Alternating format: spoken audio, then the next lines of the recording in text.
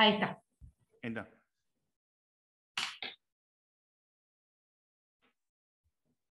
Hola, ¿qué tal? ¿Cómo les va? Disculpen la demora. Vieron, los inconvenientes técnicos son habituales. Eh, Hoy los invitamos a todos para hablar un poquito de primeros auxilios en lo que tiene que ver con la campaña de vacunación. Con las cosas que habitualmente, los incidentes que nos pueden ocurrir, bueno, nos va a explicar él si son incidentes o si son alergias o cómo se llama bien, y nosotros ya sabemos cómo tenemos que estar preparados, pero siempre viene bien recordar un poquito cuáles son las acciones o las medidas que tenemos que tomar ante cada uno de los casos que se nos presenten. Para eso estuvimos hablando con el doctor Mariano Giardina. ¿Dije bien el apellido, Mariano? hola, ¿cómo están? Buenas tardes a todos. Mariano es del Centro de Simulación Rosario, CESIR. Es el primer encuentro que vamos a tener con él, pero no va a ser el último porque fueron surgiendo un montón de cosas que nos vienen bien en la actividad diaria y en las cuales Mariano nos puede ayudar. Él es médico y es el director del Centro de Simulación Rosario. Mariano, te dejo, médico anestesiólogo, te dejo a vos. Bueno, muchas gracias, Maranela. Bueno, primero agradecerle al Colegio de Farmacéuticos, lógicamente, por este espacio. Creo que es un espacio de encuentro muy interesante y que creo que puede llegar a ser el puntapié inicial de un montón de actividades que podemos desarrollar en conjunto en función de lo que es la capacitación en general. Vamos a empezar de a poquito con la charla. La idea es un poquito también comentarles a ustedes qué es el CESIR, nuestra misión, nuestra visión, y mientras vayan viendo un poquito de las cosas que hemos hecho. Nosotros como centro de simulación, nuestra misión es brindar un espacio que sea de capacitación, tanto permanente como progresiva, de los y las profesionales de la salud, así como también sus equipos y la comunidad en general, para aportar una nueva mirada, digamos, a unas situaciones y a soluciones situadas en las diferentes problemáticas de la salud que venimos atravesando, ¿no? Todo esto teniendo en cuenta, lógicamente, y utilizando la herramienta de la simulación como herramienta pedagógica para su capacitación. Nuestra idea, lógicamente, como centro es posicionarnos como centro de referencia en esos formadores de actores estratégicos, mentes involucrados, en esa búsqueda de soluciones. Hoy estamos acá precisamente intentando cumplir esa visión, ¿no? Donde de acorde a las situaciones y situaciones que se vayan dando, interactuar con el resto de los actores involucrados en el proceso de atención para, bueno, estar a las alturas de las necesidades de las comunidades que habitamos. No sé si se entendió, se pudo ver. ¿Se entendió? Perfecto, sí. Un video o algo por el estilo donde se ve a algunos de nosotros haciendo todos los simulacros y simulaciones que hemos recorrido durante estos 2 años de pandemia, inclusive utilizando esta herramienta que fue maravillosa la experiencia en el sur de la provincia. Bueno, la idea es que cada pregunta que quieran hacer interrumpan, no tengo problema, o las vamos charlando, las vamos comentando, pero la idea es que sea algo dinámico. Y bueno, empecemos un poco con los objetivos de por qué estamos acá. La primera importancia, Maranela, nos parece que lo que hay que reconocer es cuáles son las situaciones de urgencia o emergencias que lo pueden llegar a estar pasando en la hora en la que, bueno, ustedes como actores de la salud estén dando su atención, digamos, en su lugar de trabajo, ¿no? Y cómo sabemos qué es una urgencia y qué es una emergencia. Eso nos va a llevar a cumplir nuestro segundo objetivo, que es poder brindar una primera respuesta de calidad en esa atención, pero para eso necesitamos también reasignar la importancia de lo que significa pedir ayuda en el momento preciso y en el momento oportuno. No sé si me van siguiendo. Sí. Para eso vamos a empezar por el principio. Digamos, ¿qué son los primeros auxilios? Digamos, algo tan fácil y por ahí es complejo de definir, porque en realidad son todas las medidas inmediatas que se toman en el lugar o donde ocurrió el incidente, o sea, lo que nosotros llamamos la escena, y son las medidas que se toman hasta que llega la ayuda sanitaria. Este concepto es fundamental porque eso nos va a ordenar también después en el qué hacemos, digamos, ¿no? Derivamos al paciente, llamamos a alguien, bueno, ¿dónde atendemos al paciente? Ya con esta definición de primeros auxilios entendemos que son esas medidas que se toman en el lugar donde trasciende la escena de esa situación, hasta que llegue esa ayuda que vamos a pedir. Y para nosotros, digamos, como médicos que damos la cuestión asistencial, igual que nuestros compañeros de trabajo, los enfermeros, esas medidas son iniciales que se puede dar cualquier persona, en general, son decisivas para la evolución de esa persona o de esa víctima. A tal punto que, bueno, esta es una capacitación que no nos va a servir solamente a ustedes como farmacéuticos, sino también y personal de la salud, sino que también les va a servir para la vida misma, digamos, A todos los para días. sus casas, para su domicilio, para un compañero, para el club donde se desarrollan, en un cine o en un teatro, en la actividad que hagan. Digamos, creo que esto es algo que nos acompaña día a día ¿cómo se llama?, en nuestra vida. Pero bueno, para eso entendemos que lo primero es que cuando nosotros detectamos esa situación, que ahora vamos a hablar de esas diferencias, lo primero es que si nosotros vamos a ayudar, tener en cuenta la seguridad de la escena. Nosotros a eso lo hablamos con es para que nosotros mismos, cuando vayamos a acudir o socorrer a alguien o brindarle nuestra ayuda, nosotros no nos transformemos en otra víctima o en otra persona que necesite ser ayudada. Digamos, si no tenemos esta premisa, en vez de aliviar la situación, la vamos a complejizar. Digamos, no solamente porque a lo mejor no tenemos al lado a alguien para que nos dé o nos brinde esa ayuda o llamarla, sino que además vamos a necesitar también ser atendidos. ¿Se entiende hasta acá? Yo voy siguiendo porque, bueno... No. Bien, el tema del autocuidado cuando vamos a ayudar a alguien, que tenemos que tener en cuenta primero preservarse uno para después no tener que ser dos los que tengamos que tener auxilios. Sí, tal cual. Sí, tal cual. Pues si no somos, digamos, si no vamos a hacer uno más de lo mismo. Embarramos. Parece algo muy sencillo, pero No lo es. nosotros cuando lo entrenamos, esto tiene un entrenamiento, lleva tiempo darse cuenta de esta situación, porque lo primero que uno tiende es a hacer eso, ¿no? Y más cuando hay vínculos de por medio, que ahora después los vamos a hablar, a eso seguro en algún momento de la charla va a salir el tema de los vínculos. Bueno, ahora sí, ¿cuál sería la diferencia? Digamos? ¿Cómo nos damos cuenta y qué diferencias hay entre una urgencia y una emergencia? Parece muy banal, pero en realidad es que pone, la emergencia pone en forma inmediata el riesgo de vida de la persona. O sea, no tengo que titubear, no tengo que estar pensando en qué diagnóstico hacer o en qué situación afrontar o qué medicación dar o qué radiografía, por ejemplo, pedir. Ya estoy tirando otras cosas como para que se entienda el concepto, sino que realmente necesito una pronta atención esa persona y que, ¿por qué? Porque tiene menos de una hora de riesgo de vida. En cambio, en la urgencia hay un riesgo de vida, pero que no es inminente, que no es el ahora, digamos, ¿no?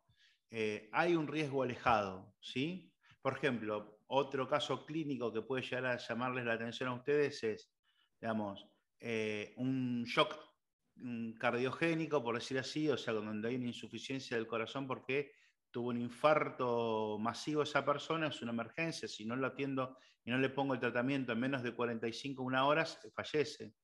¿Se entiende lo que quiero decir? Hay que tomar medidas en forma ordenada, perentoria, que no, que como es la única forma de que esa persona sobreviva. ¿Se va entendiendo? Y con la alergia pasa lo mismo, porque inclusive es un gran tema que se trae a colación, que bueno, yo entiendo que lógicamente estamos hablando entre profesionales y también nos gusta hacer las aclaraciones y las definiciones bien concretas y concisas, pero las alergias es una reacción, por decirlo así, bien desmedida del sistema inmunológico frente a una sustancia que les extraña. No vamos a andar hablando de la mastocitosis y del resto de todas las cosas que uno puede llegar a hilar en forma fina, digamos, de lo que significa este tipo de reacción, pero lo importante es que es esa reacción desmedida del sistema inmune. El problema de esto es que lo fundamental de esta complejidad es darnos cuenta que darnos cuenta de eso es vital si lo hacemos en forma temprana. El reconocimiento de eso es fundamental. ¿Por qué? Porque el cuadro clínico cambia no solamente según las personas, sino que puede ir desde una irritación simple en la piel, menor, digamos como un prurito o una urticaria, que ahora vamos a ir viendo, pero calculo que la mayoría de los oyentes o espectadores más de una vez lo habrán visto, digamos, hasta un cuadro que sí ponga en riesgo la vida de esa persona, que es lo que nosotros definimos como shock anafiláctico.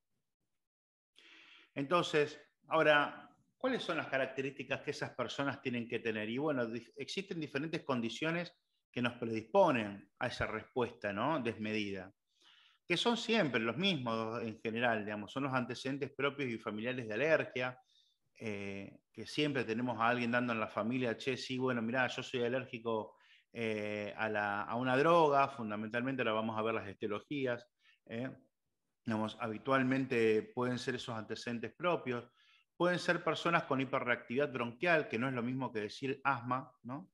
Pero bueno, que ya tengan de por sí esa reacción desmedida a nivel de la parte respiratoria que le produce tanto la parte de respiratoria inferior como superior, o los pacientes atópicos, digamos, ¿no? Que es la típica que va desde, qué sé yo, el síntoma de los plátanos, que me parece que acá en Rosario siempre son una causa de discordia a veces, ¿no? Cuando empiezan a volar en el medio del otoño todos esos alergenos y bueno, y te producen esas rinitis alérgicas o demás cuadros banales, digamos, ¿no? Que ahí no hay mucha tutía, digamos, ¿no?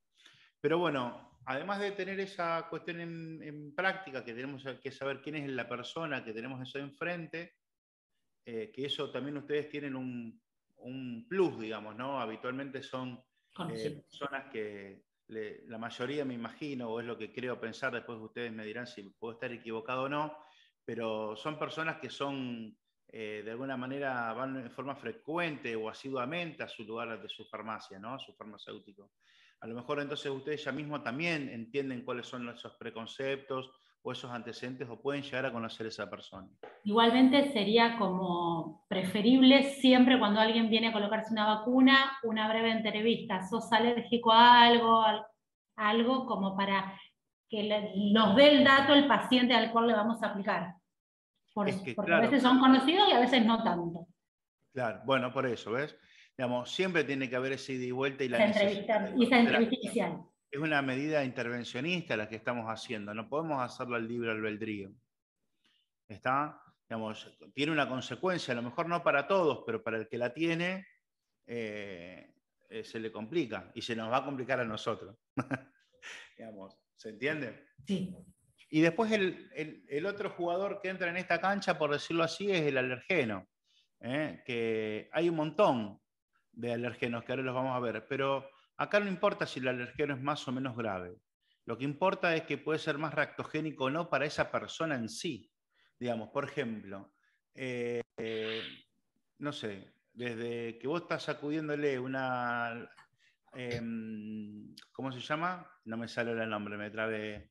Una manta de invierno, claro, digamos, a alguien que es tópico y bueno, empieza a estornudar y demás. Y vos frazada, no me estoy acordando. Vos me pones a mí una frazada para que yo me la sacude al lado y a mí no me pasa nada. Pero a lo mejor otra persona que sí reacciona frente a ese alergeno va a estar con alguna rinorrea o le va a producir algo. ¿Se entiende? Eso también es importante.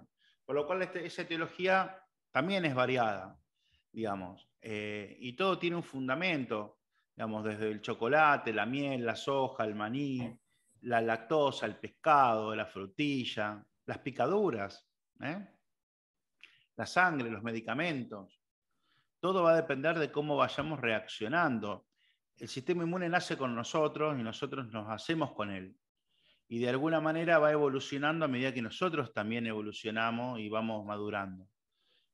Por eso hay ciertos alimentos que en la primera infancia no se dan, o se van, digamos, ¿no?, paulatinamente en el proceso de alimentación al inicio, van fraccionando qué cosas le damos para ver a qué reacciona. Esa es la verdad, ¿no? ¿Hay alguien que quiere hacer una pregunta? Me pareció escuchar algo. No. Bien. Ahora, ¿cómo sabemos cuáles son esos síntomas? Digamos, ¿no?, que estamos a cargo de cuáles son esos síntomas que nos diferencian la urgencia de la emergencia. Y bueno, un síntoma de urgencia, por decirlo así en forma muy grotesca, digamos que en realidad tampoco tiene una condición, digamos, podemos decir que son las picazones de la nariz, un hinchazón, esos edemas localizados o esa irritación ocular con algún sarpullido en la piel, un proceso de tos o una falta de aire, que son las cosas que habitualmente más de alguno de ustedes ha ido detectando o en algún momento de su vida. Creo que más de uno las habrá visto, digamos, ¿no? O que se pone rojo el paciente, digamos. Pero que bueno, que te dan tiempo y que vos decís, bueno, uy, acá hay algo que le hizo mal o que reaccionó mal. No da tiempo de atender, ¿se entiende? En cambio, las situaciones o síntomas de emergencias es donde realmente es la preocupación de la mayoría, ¿no? Porque esa urticaria que era al principio chiquita se hizo gigante, la persona empieza con náuseas, con vómitos, con dificultad para respirar y le queremos tomar el pulso, se desvanece, no le tomamos la presión y pierde el conocimiento. Y bueno, todos esos síntomas que se generan es lo que por definición es un shock anafiláctico. Entonces, lo que tenemos que hacer es detectar esa situación y, de alguna manera, entenderla. Ahora, ¿qué es lo que sucede? A veces, la clínica que es simple, como ese estornudo o esa picación, puede evolucionar a esos síntomas de emergencia. Pero bueno, es muy raro, da mucho tiempo, fundamentalmente a veces, para inclusive esos edemas se pueden ir localizando y nos da tiempo para poder generar una asistencia o, bueno, o ver qué hacemos. Que después yo me estoy trabando intencionalmente porque después lo quiero charlar con ustedes en el qué hacer. Y lo mismo con los síntomas de emergencia. Ahora, ¿cómo abordamos esa situación? Lo primero que hay que hacer siempre, y por eso creemos que es importante resignificar el pedido de ayuda del sistema de emergencia. La mayoría de ustedes tienen los espacios con cobertura, digamos, y frente a una situación de emergencia, lo primero que tenemos que hacer es llamar al sistema. Acostamos a la persona en el piso, parece muy banal, pero esto lo que hace, de alguna manera, es nivelar las presiones en todo el cuerpo, digamos. Hay otros que hasta inclusive le pueden levantar las piernas, como para priorizar que la circulación vaya a la cabeza y al corazón, por decirlo así. Y ya cuando nos tenemos que meter en algunos controles de maniobras de la vía aérea, y bueno, la persona ya estamos viendo que está completamente desvanecida. Maniobras con vía aérea significa por lo menos ponerle la cabeza de costado, digamos, y tratar de traccionarle un poquito la mandíbula para que si esa persona está inconsciente pueda ventilar o pueda respirar, ¿sí? Y bueno, después lógicamente que también dentro de esa ayuda están los fármacos. No sé si Marianela se escucha bien o bueno. Sí, se escucha bien. Más. Sí, bien. Suponete, lo de la maniobra de control de la vía aérea es algo que lo estamos aprendiendo, por lo menos yo lo estoy aprendiendo ahora. No lo teníamos como recurso, nunca nos pasó por suerte, esperemos no nos pase, pero bueno, también en la vida diaria nos puede servir para si ante alguien que le pique una abeja o alguien está en esas condiciones, es algo más que se puede hacer. Sí, tal cual. Y es algo abrirle, tan... abrirle la boca, bajarle. Estirarle el maxilar inferior para adelante, digamos. ¿Me entendés? Así. Así, sí. La maniobra se llama chip lick, o si no, desde acá, desde el ángulo, sí. se tira hacia adelante y se hace un prognatismo, por decirlo de alguna manera, donde el objetivo de esto, ¿sabe cuál es? Es muy simple. Entre aire. La persona inconsciente lo que tiene es que la lengua le está obstruyendo la vía aérea. Entonces lo que nosotros hacemos con eso es despegarla. Sacamos la lengua de la vía aérea para que la persona pueda ventilar, para que pueda respirar. Eso lo conseguimos cambiándole la de posición. Le podemos hasta poner inclusive una almohada en la cabeza, si queremos, digamos, como para... Y después hiperextenderla, ponerla de lateral. Digamos, hay un montón de cosas. Si no tenemos almohada, lógicamente, ¿no? Un buzo o lo que tengamos a mano, digamos, con haga un bulto, digamos, que va en la cabeza, ¿no? No en el cuello, sino sí en la cabeza. Esa diferencia entre el cuello y cabeza es fundamental porque si lo ponemos en el cuello vamos a estar obstruyéndolo a nosotros. Ok, entonces sería la cabeza acá. Sí. Sí. Ahí ponerle algo cada uno. Vos te pones la almohada para dormir. La mandíbula. Ok. Muy simple. Donde vos te pones la almohada para dormir, es donde va. Es donde va, bien. Es donde va, digamos. Y con respecto a los fármacos, también tenemos que entender, ¿no? Que lo que estábamos hablando hoy acá, que es la idea del encuentro, digamos, uno de los alergenos son los fármacos, digamos. Y esos fármacos pueden ser vacunas o pueden ser fármacos, digamos, de prescripción, tal cual. Digamos, dentro, lógicamente, de las vacunas están los excipientes.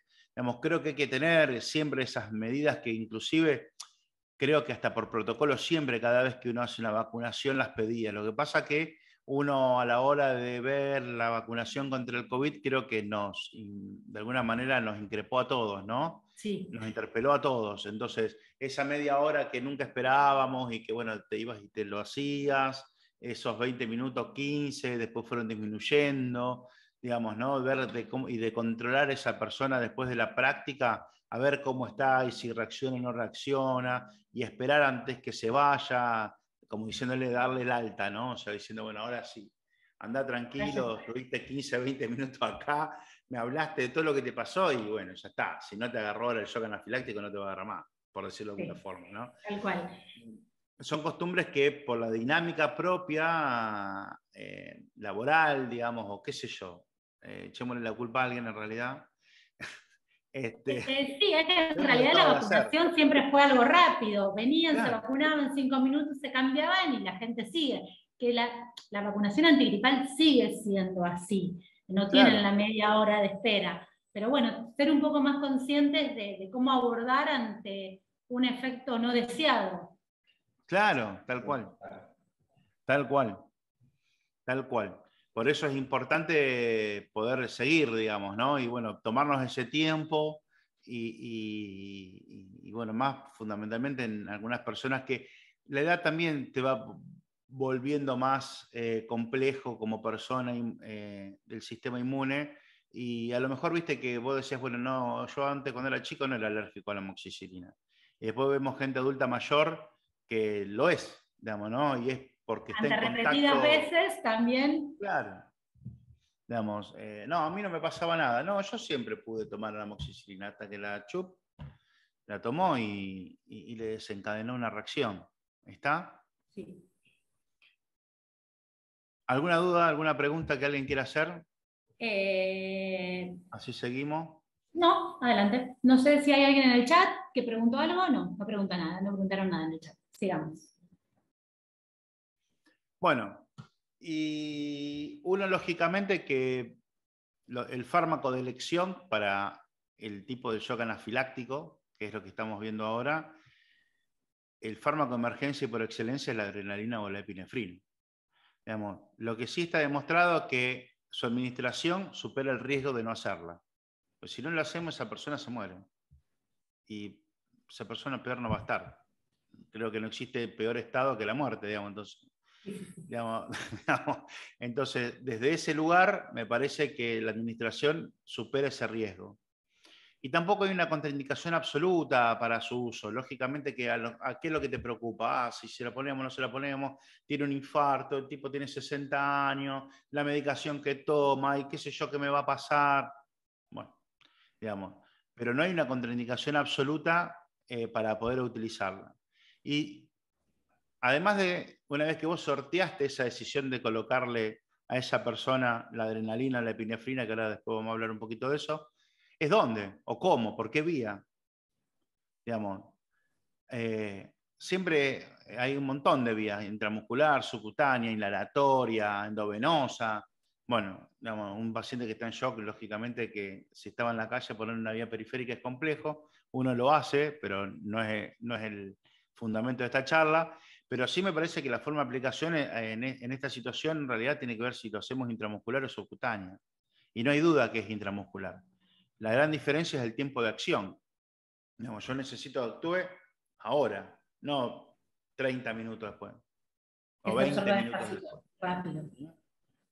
Entonces, a diferencia de la vacuna, que hay una gran cantidad que son subcutáneas y hay otras que también, bueno, son intramusculares, depende la situación, ¿no? Pero bueno, la forma de la aplicación del fármaco, de la adrenalina o epinefrina, que es lo mismo, tienen esos dos nombres, la aplicación siempre es intramuscular.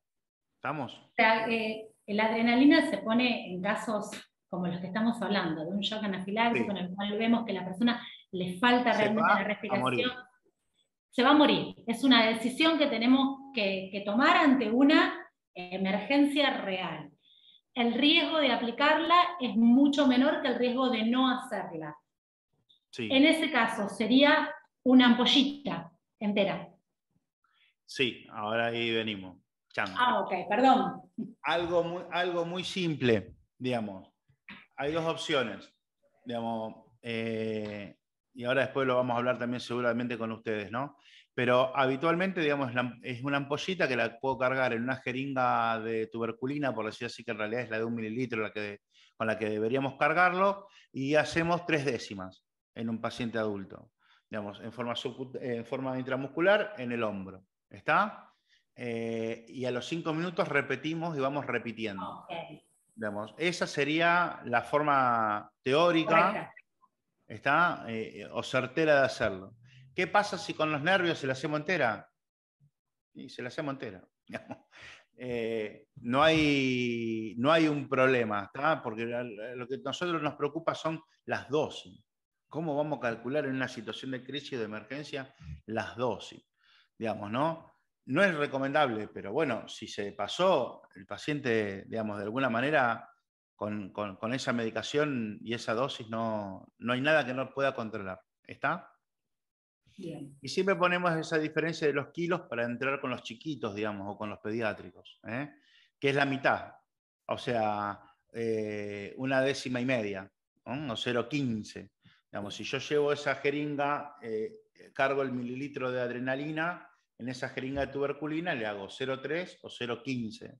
Si es un adulto o un pediátrico, y lo voy repitiendo cada 5 mililitros. A ustedes que les gustan las formas de presentación y las tienen más claras que nosotros, que siempre le erramos. En la prescripción de fármaco le erramos. Por 20 cápsulas, 20 comprimidos, ¿por cuánto viene? Y Y no después es el todo lo farmacéutico mismo. viene la mitad. Digamos, también están las precargadas, digamos, ¿no? O sea, vienen ya precargadas, pero bueno, el costo que tiene Bien. es grande. Y la verdad que, bueno, qué sé yo, están las dos opciones. Esta es la más casera, la más artesanal, la que uno puede hacer en una guardia, en un hospital, en tu casa, digamos, ¿no? O en algún espacio que la quiera tener. Nos ha pasado, esa pregunta nos ha pasado con algunos de los clubes que hemos ido a hacer las capacitaciones. Che, pero bueno, vienen las precargadas porque entonces no habría problemas. Sí, bueno, está bien, digamos, pero bueno, la vas a terminar, la idea es que nadie las usa, pero por el costo que tiene una ampolla, digamos, que la podemos dividir en tuberculina, que debe estar en 200, 300 pesos versus, no sé, lo otro, cuánto puede llegar a estar, no tengo ni idea, para algo que es muy raro que Arriba lo de podamos... 12, 13. ¿Cómo? Arriba de 12 o 13 seguro. Bueno, salgan. De No, 12.000 o 13.000, no hablé por el 1.000. claro, Pero bueno. claro. Por eso, esa sería para mí una forma, digamos, ¿no? Muy simple. Mariano, ahí en el chat nos preguntan si se podría, en cambio de adrenalina, decadrón intramuscular. ¿Qué Bien, es mejor? bien. Ahí estoy mirando el chat. Sí, no, no es lo mismo. Ahora Bueno, vamos a hablar de lo que es, no. Esa es una de las drogas que nos va a dar a ver si me dejan pasar esa es una de las drogas que vamos a utilizar en lo que podría llegar a ser una urgencia. ¿Ves? claro. Que nos da tiempo. Fíjate, o sea, que te da tiempo. O sea, yo Claro. fíjate que el corticoide a una dosis alta, que sería en realidad la hidrocortisona, ni siquiera el decadrón, que es el de depósito, o peor todavía, la dexametasona, tarda 4 horas o 3 horas o 2 horas, digamos, la hidrocortisona inclusive es la más rápida en ese sentido, y se hace una dosis alta, pero sus efectos tardan en aparecer. Imagínate una persona que se está muriendo, hacerle hidrocortisona o hacerle el famoso Benadryl, que es la otra pregunta que seguro puede llegar a salir en el chat, digamos, ¿no? Que ahí también está la dosis, digamos, ustedes saben mejor que nosotros que viene en comprimidos, o la ampolla viene de 50 miligramos, digamos, Sí, se ¿no? cortó. A Pusimos un nosotros. adulto estoy hablando, ¿no? Bien. O el salbutamol, que en realidad es lo que uno llama como broncodilatadores, ¿no? Beta-adrenérgicos si hubiera un poco de broncoespasmo. Pero estas son medidas de contención, si vos te das cuenta, ¿no? Un corticoide para disminuirle la inflamación, el componente inflamatorio a ese eczema o esa urticaria.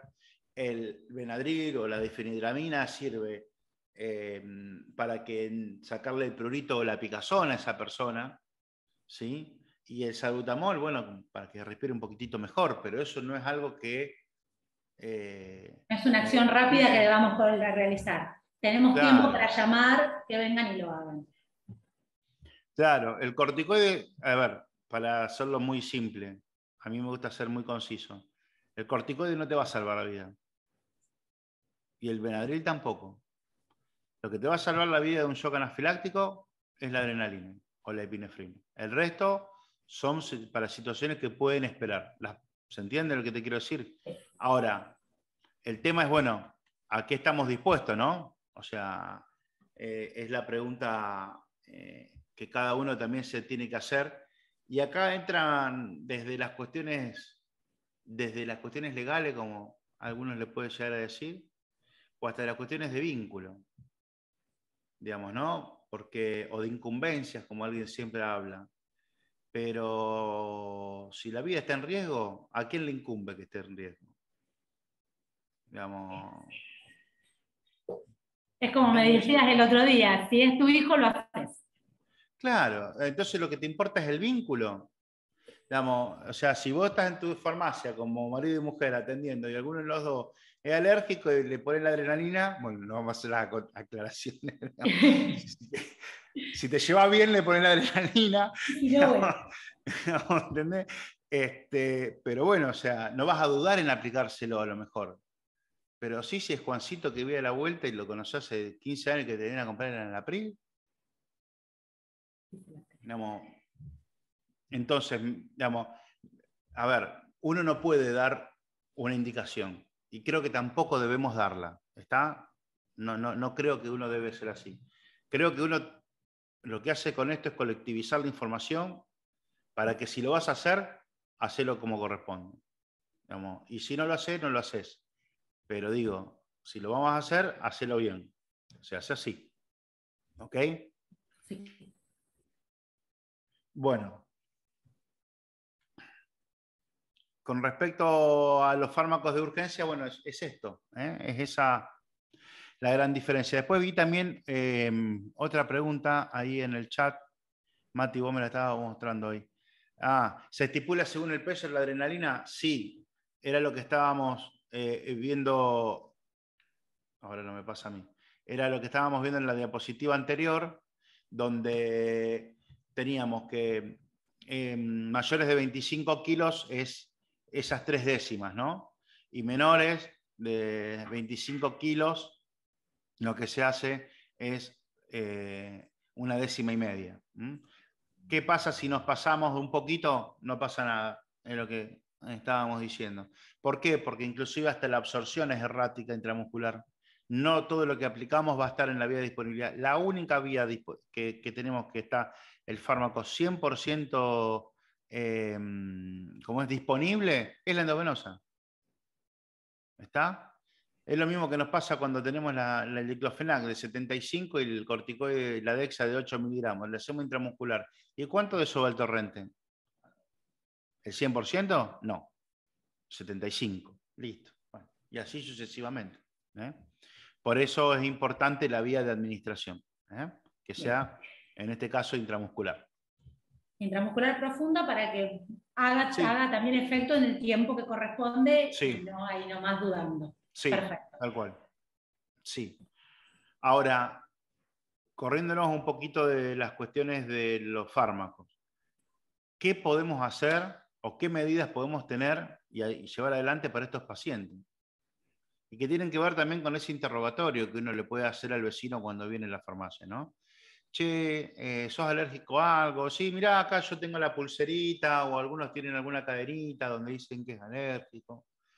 Digamos, lo importante es, a mí me pasa siempre, es una pregunta de rigor cuando yo hago la consulta preanestésica, si es alérgico a algún remedio o alguna medicación. Imagínate que yo lo que uso son drogas, prácticamente. Digamos, y para mí es una pregunta sine qua non dentro, lógicamente, en la consulta o en el quirófano. Y hay gente que te dice, sí, soy alérgica al corticoide. Sí, te va a encontrar, mirá, perdón, no, digamos, nosotros tenemos hidrocortisol en la sangre, digamos, me parece que puede llegar a ser, lógicamente, alérgico a algún excipiente o a algún vehículo, de alguna marca en especial. Pero bueno, empezás a hablarle eso a la persona y si te hiciste alguna vez un test de alergia o consultaste a un alergista y no. Y bueno, entonces, ¿a vos te parece que puedo andar por la vida diciendo que soy alérgico a algo sin saberlo?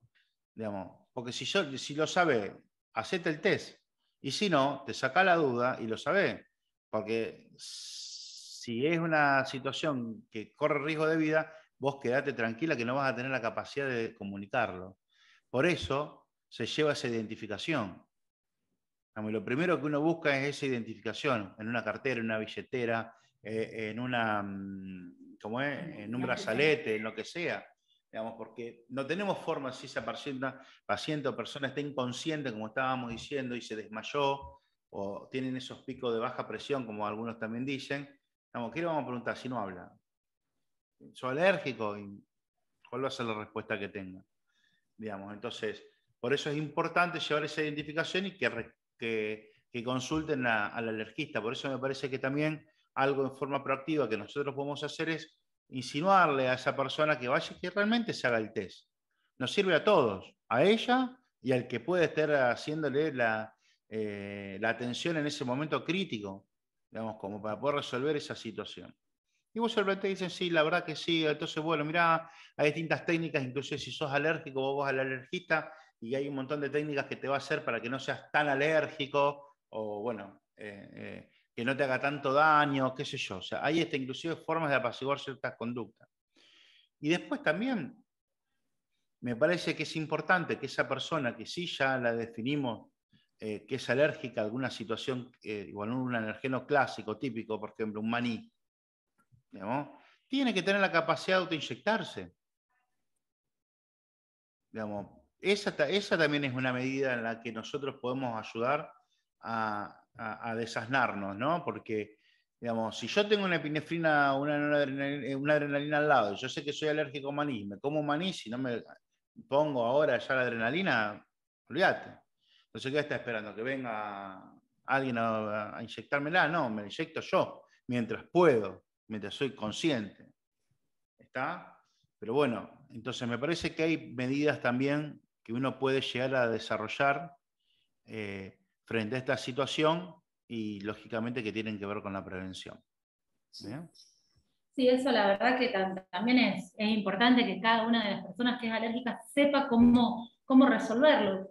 No sé, nos ha pasado a mí muchas veces que amigos que son alérgicos van al río y tienen que volver y no no toman las medidas que a lo mejor las tienen al alcance de la mano.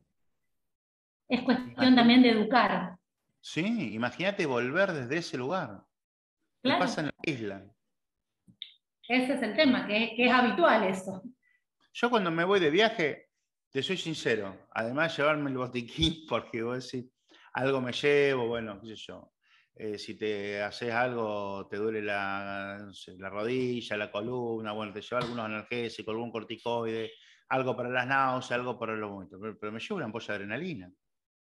Si lo que me va a salvar es la adrenalina, el resto es Lo consigo un ágape. pero bueno. Claro, o sea, me sirve, pero, digamos, pero me no lo me llevo porque cambia. claro, pero la adrenalina, yo no voy a ir, hola, sí, deme una ampolla de adrenalina, digamos, entonces tiene un componente que es complejo, ¿no? Y que necesita resolución inmediata y la tenés que tener ahí. Entonces, o la llevás o no, digamos, tiene que viajar con vos. La persona que es alérgica tiene la conducta de que de alguna manera ese fármaco viaja con ella. ¿Mm?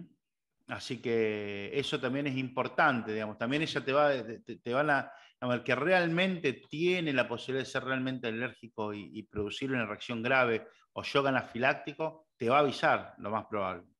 Digamos, de alguna forma te avisa. El resto puede esperar. Ahora, ¿qué hacemos? ¿Le decimos que se vaya a una guardia? ¿Lo atendemos Sí. ahí? Yo creo que ¿Qué eso problema? no es algo o sea, no lo podemos como definir porque como incumbencia no tenemos la incumbencia. Responsabilidad ciudadana, si sabemos qué hacer, sí tenemos a lo mejor. Claro. Es un tema conflictivo. Yo en su momento cuando íbamos a charlar pensé, digo, bueno, ponemos una abogada, pero en realidad es lo que vos me planteabas a mí el otro día cuando me decías, si es tu familia, ¿qué haces? Bueno, queda en saber cuáles son las cosas que se pueden hacer Claro. y después en que cada uno ahí hace, no sé si decirte lo que le sale, pero en medida de cuanto más eduquemos, más sepamos, también más vamos a saber actuar ante la emergencia. Sí, sí. ¿O no? Sí. Además, y además de eso, digamos, no hay un problema, digamos, si actuaste o no. Desde las cuestiones legales también, lógicamente, yo no soy eximio ni experto en esto, pero las leyes supuestamente derivan del sentido común, ¿no? Y el sentido común, digamos, o las normas morales de la sociedad, dice que si uno puede ayudar, la ayuda tiene que ser brindada. Y si no hay nadie más capacitado que vos para brindar esa ayuda, ¿quién? Entonces, en función de eso, es de donde se desprende si lo hiciste o no lo hiciste. Digamos, porque nadie te va a juzgar por algo que era ese tiempo, circunstancia y lugar, y vos no eras la mejor opción que esa persona tenía. Exacto. Y además, por definición de primeros auxilios, por eso lo traje y lo remonté de vuelta acá, ¿no? ¿Qué hacemos? La atención es en el lugar. Es un La primer atención es donde auxilio. ocurrió el incidente, claro. O sea, lamentablemente te tocó bailar. Sí. Digamos. O sea, no, Bueno, uno no lo elige, pero le toca. Y a veces el shock bailar. anafiláctico tampoco la persona sabe de antemano que lo puede llegar a tener, no es Claro. lo más común, No es lo más común. Pero te toca bailar. pero te toca bailar. Es así. Te toca bailar. Entonces, por eso lo importante es volver es esa seguridad en la escena, ¿no? Es reconocer esa situación de urgencia y de emergencia, poder dar esa atención en el lugar y pedir la ayuda. Porque no Todo era. sabemos en qué puede determinar. Desde una irritación menor hasta un cuadro que ponga en riesgo la vida. Pero sí tenemos tips que nos van a ir diciendo. Y que de alguna manera esa persona te lo va a estar reconociendo. Bien. Lo importante es, si sos detective, sabés que tenés que buscar. Exacto.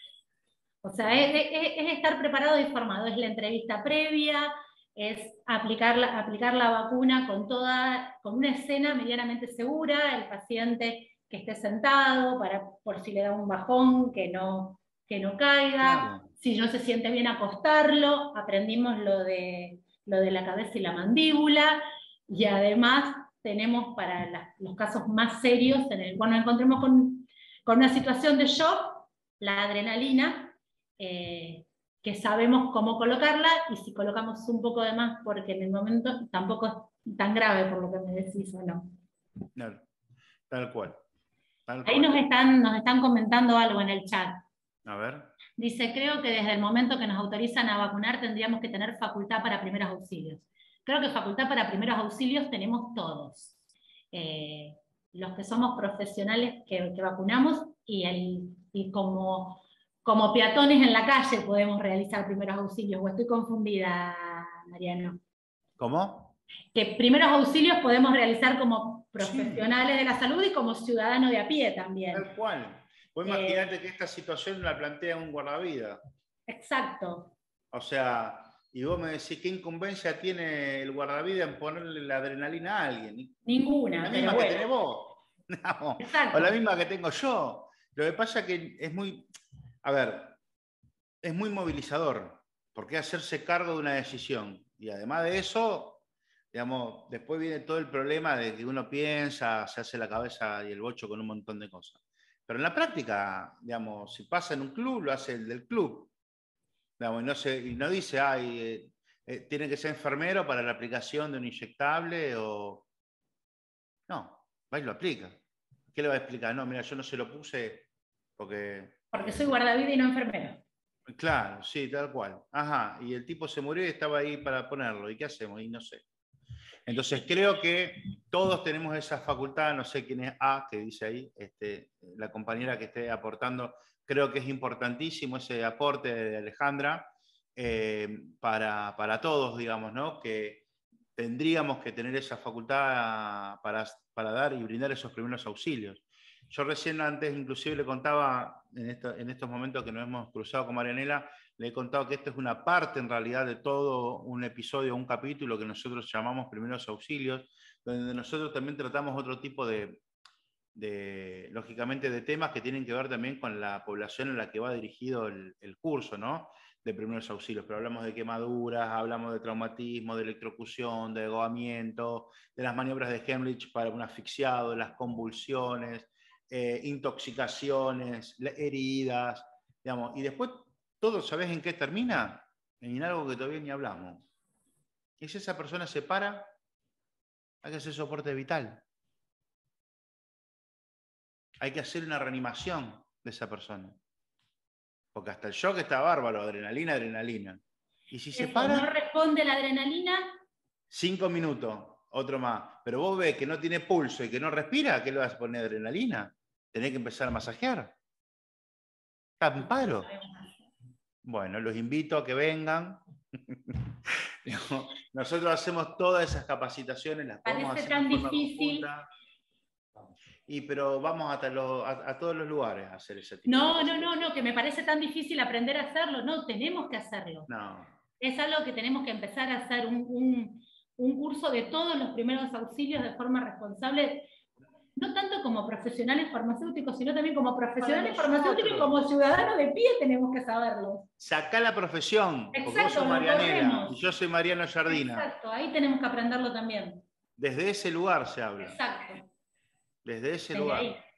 Desde ese lugar. Tenemos que empezar a andar ese camino. No sé si alguien más nos quiere hacer algunas preguntas. Bueno, acá me preguntaban si no responde a la adrenalina. Es lo que vos decías recién, ¿no? Sí, y si seguimos inyectando y se para el paciente, reanimación. Sí, claro. Sí, tal cual. O sea, como mucho podés, o sea, se hace cada 5 minutos si vos ves que no, si no responde. Pero andá tomándole el pulso, digamos, ¿no? Porque, o viendo cómo está, digamos.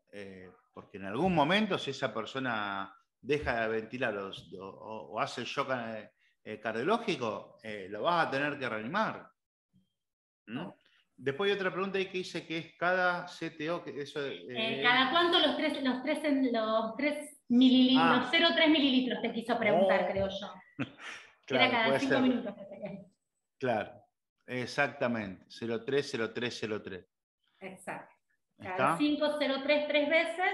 Bueno, igual ahí ya a lo mejor nos dio tiempo que llegó la ambulancia y esperemos nunca nos pase, chicos, haber dado esto para guardarlo en nuestras memorias nada más. Pero bueno, hay No, que pero estar preparado. está bien, pero no, bueno, pero además de hacerlo hay que practicarlo. Digamos, porque es muy complejo. Una vez que uno tiene el saber, después dice, ah, bueno, ¿y ahora qué hago? ¿Qué hago con esto? ¿Y qué hago con esto? Digamos, ¿no? Y bueno, la verdad que hasta inclusive te sirve para la vida misma lo que vos decís. Nosotros hacemos este tipo de simulaciones, donde uno bueno, va al espacio, al lugar donde se generan y de alguna manera vemos cómo vos estás en ese lugar y te pasa en tu lugar de trabajo, o sea, y la verdad que no es lo mismo. Así Bien. que, Tengo dos preguntas. sí.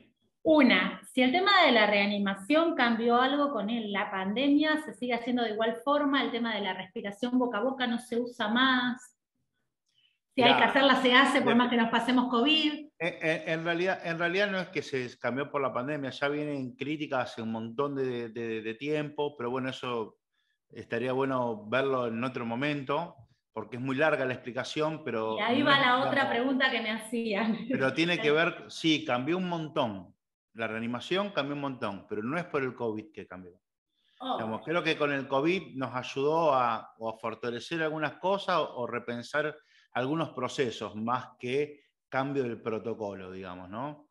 Tiene que ver con que hay cosas que el COVID vino para decirle, che, eso lo tendrían que haber hecho siempre, digamos, ¿no?